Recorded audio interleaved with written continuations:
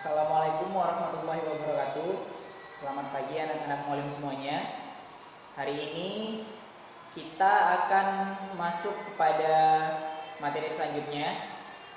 Mualim pada pertemuan sebelumnya sudah ada menjelaskan jenis-jenis pukulan pada permainan bulu tangkis. Di sana mualim ada menerangkan 5 pukulan pada permainan bulu tangkis. Yang pertama ada pukulan servis, pukulan lob, drive shot, yang keempat drop shot, dan yang terakhir pukulan smash. Ada 5 pukulan dalam permainan bulu tangkis. Baik, sebelum mualim masuk ke materi, mualim harap kalian sudah berpakaian seragam olahraga Al-Kafah. Seperti biasa kita melakukan pemanasan terlebih dahulu. Walau ini tidak di luar ruangan, mualim memberikan materinya di dalam ruangan di kelas. Walaupun kita tidak ada melakukan gerakan fisik yang mengeluarkan keringat, tapi mualim harap kalian tetap menggunakan pakaian seragam Al-Kafah, seragam olahraga Al-Kafah, tetap melakukan pemanasan terlebih dahulu supaya kita terbiasa memulai pelajaran PJOK ini dengan melakukan pemanasan, ya. Kalau sudah memakai pakaian seragam Al-Kafah, olahraga Al-Kafah, dan sudah melakukan pemanasan, langsung ambil catatannya, buku catatannya, dan mendengar lalu mencatat apa yang mualim sampaikan. Baik.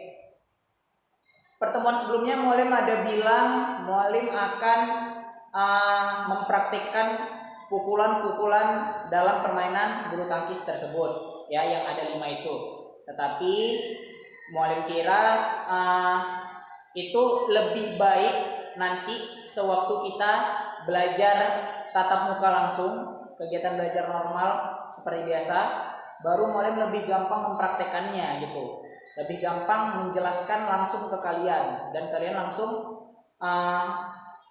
melaksanakan apa yang mualim jelaskan gitu, ya. Kalau mempraktekkan mualim jelaskan lewat video seperti ini akan lebih sulit untuk dicerna. Baik. Materinya sebenarnya masih sama, bulu tangkis. Tetapi sekarang yang ingin mualim jelaskan itu peraturan paling dasar permainan bulu tangkis, ya. Oke.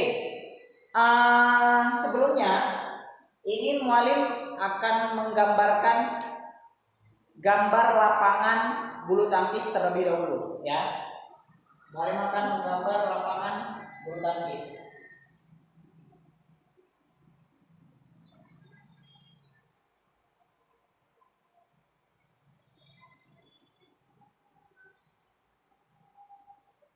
Oh iya, kalau gambarnya nggak rapi, maafkan mualim, ya. Ini contohnya saja, ya. Nanti kalau untuk lebih rapinya lagi, kalian menggunakan di rumah mencatatnya menggunakan penggaris roll, ya. Ini mualim hanya pengantar aja supaya bisa sampai ke kalian, supaya kalian dapat mengerti.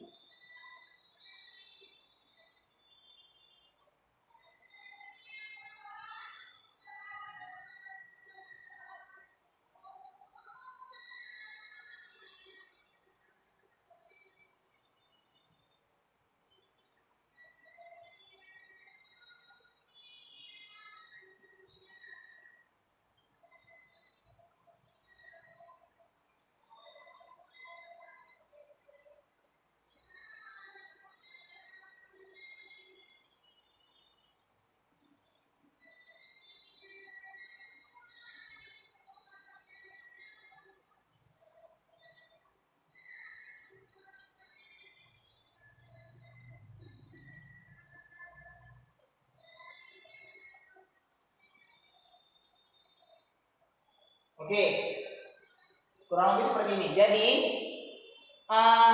ini lapangan badminton, ya. Ini lapangan badminton. Jadi panjang lapangan bulu tangkis itu 13,4 meter, ya, 13,4 meter. Lebarnya 6,10 meter. Ya, di sini kalian bisa lihat ada dua sisi, ya, ada dua sisi. Peraturan pertama untuk memulai permainan bulu tangkis, Mualim ada pernah bilang pertemuan sebelumnya harus melaksanakan pukulan servis terlebih dahulu, ya.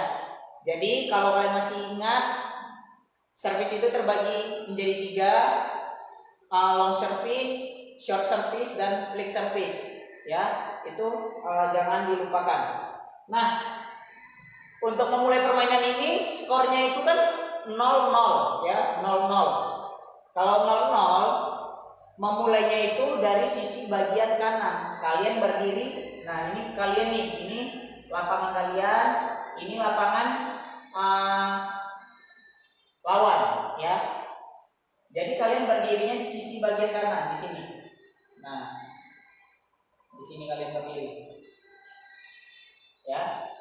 Lawannya berseberangan dengan kalian, lawannya berdiri di sini. Nah, jadi kalian di sini, lawannya di sini. Jadi dia menyilang. Ya, untuk memulai itu kalau skornya 0-0 dimulai dari sisi bagian kanan. Jadi pukullah bolanya menyilang, ya, menyilang. Ya, dari kanan ke kiri, ya, seperti itu.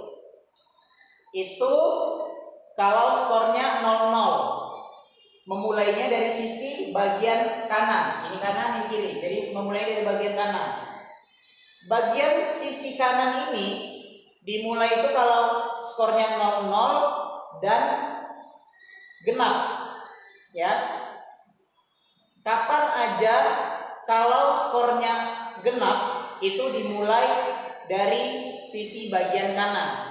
Kalau skor kalian itu ganjil dimulai dari sisi bagian kiri, ya. Kalau dari kanan berarti dia genap, kalau dari kiri berarti dia ganjil, ya. Skornya itu ganjil.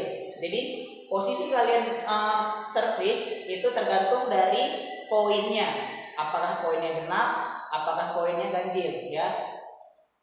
Itu yang menentukan kalian berdiri di sisi kanan atau kiri lapangan. Oke.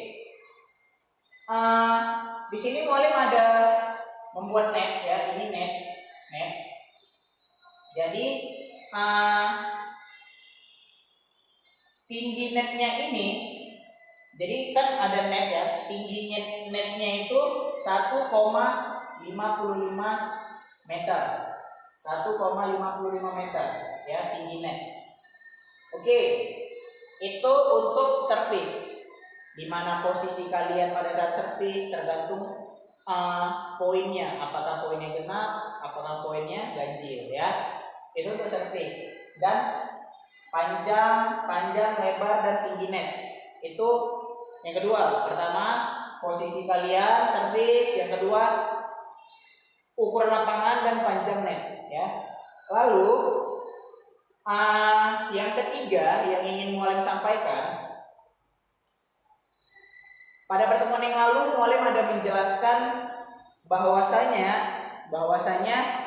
permainan bulu tangkis ini bisa dimainkan oleh satu orang atau biasa disebut dengan tunggal, ya. Pemain tunggal putra, tunggal putri.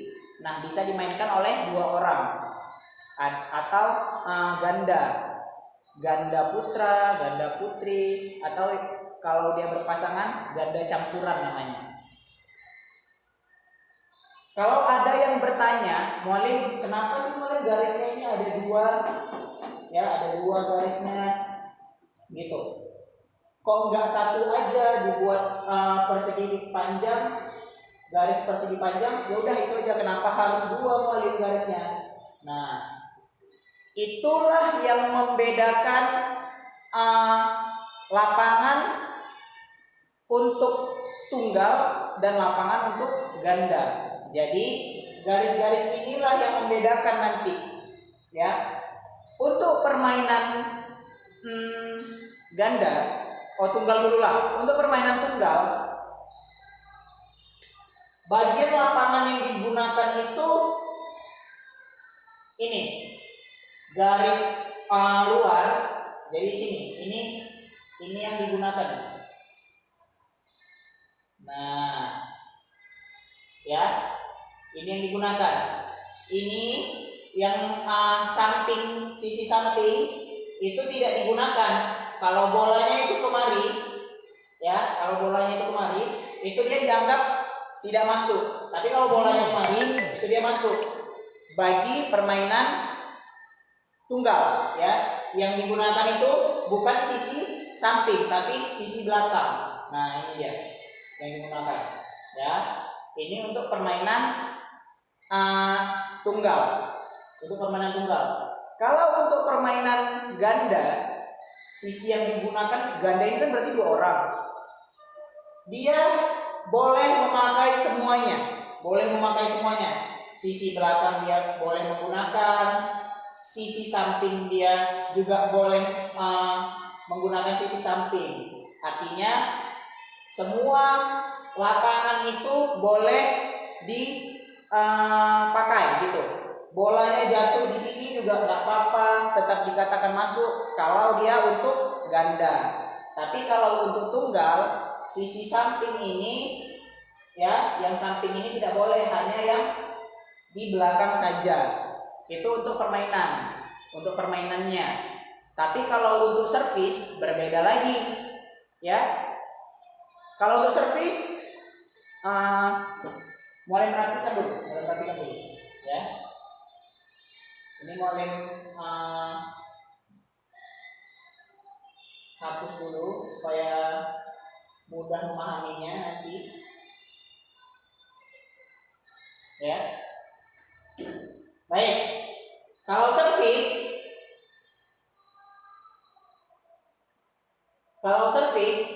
tunggal dengan ganda itu juga berbeda.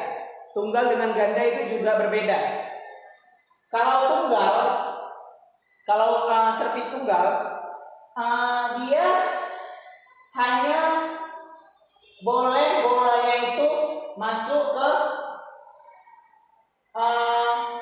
sini aja. Kan tadi servis itu kan harus bersilangan. Kalau kalian berdiri di sisi kanan lapangan, berarti bersilangan kemari kan. Yang boleh kalian, ini untuk tunggal, yang boleh kalian masuki itu bolanya hanya di bagian ini saja. Nah, ya, kalau ke samping, sisi sampingnya nggak boleh, sisi belakang boleh, hanya di bagian ini saja. Kalau bolanya kemari, itu berarti servisnya tidak sah. Itu untuk tunggal, ya, untuk tunggal. Kalau untuk ganda, servisnya itu yang di belakang tidak boleh, sisi bagian belakang tidak boleh, tapi sisi bagian samping boleh. Nah, jadi berbeda. Kalau tunggal servisnya boleh ke sisi belakang, sampai ke sisi belakang. Kalau ganda, sisi belakang tidak boleh, tapi yang bolehnya hanya sisi samping. Jadi servis itu ada aturannya. Lapangan yang digunakan itu tunggal dengan ganda ada aturannya juga. Jadi mulai mengharap kalian bisa memahaminya. Nanti pada saat kita praktek langsung di sekolah, mualim tinggal melihat apakah yang mualim jelaskan kalian ingat dan bisa kalian praktekkan gitu, ya. Lalu poin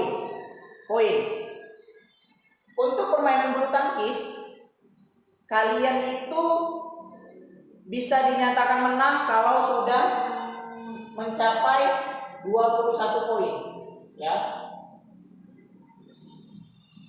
21 poin. Ini untuk game poin namanya. Selesai satu game 21 poin. Kalau sudah mendapatkan 21 poin. Kalau misalnya 20 sama Malim, bagaimana tuh Malim? 20 sama. Ada namanya jus. Jus itu siapa yang pertama kali mendapatkan 22 poin? poin. Lalu kalau misalnya 21 sama, ya kan, 21 sama, jus lagi dia menjadi 22 sama. Intinya gini, siapa yang bisa dua angka, ya, ada jarak dua angka dengan lawannya. Jadi kalau 20 sama nih, kalian duluan mendapatkan poin 21, ya, lawan 20. Kalau kalian mendapatkan 22 poin pertama tapi lawan masih 20, kalian menang. Kalau 21 sama, itu tidak bisa, dia harus kelipatan 2, ya, harus ada jarak 2 angka dengan lawan, baru kita bisa dinyatakan menang. Sampai dia terakhir nanti 29, misal udah 29 sama nih, udah 29 sama, itu dia tidak ke 31. Kan tadi syaratnya harus berjarak 2 poin dengan lawan baru kita bisa menang.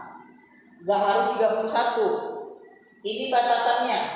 Terakhir itu poin yang bisa dipakai itu 30. Jadi kalau udah 29 sama kalian dengan lawan, siapa yang pertama sekali mendapatkan poin 30, dia yang akan menjadi pemenang, walau hanya berbeda 1 poin saja, 29-30 gitu. Jadi 30 yang memenangkan pertandingan, ya. Mulai harap kalian bisa memahaminya. Jadi itu ada beberapa poin yang mulai sampaikan, peraturan dasar, ya, mengenai servis, posisi kalian berdiri, apakah di sisi kanan atau di sisi kiri, ya, itu tergantung dengan poin, apakah poinnya genap, apakah poinnya ganjil, ya. Itu yang pertama, peraturan pertama. Lalu peraturan yang kedua yang mau menjelaskan tadi, ini kesimpulan. Peraturan kedua yang mau menjelaskan soal ukuran lapangan. Panjangnya 13,4, lebarnya 6,10 meter, panjang netnya 1,55 meter, ya, itu ukuran lapangan. Yang kedua, bentuk lapangannya seperti ini, itu ada aturannya. Tunggal dengan ganda itu berbeda. Lapangan yang mana yang boleh dipergunakan untuk tunggal, lapangan mana yang boleh digunakan untuk ganda, ya, seperti itu. Soal sisi samping, sisi belakang itu harus dipahami seperti yang mulai dijelaskan tadi. Itu yang ketiga. Lalu yang keempat, soal poin.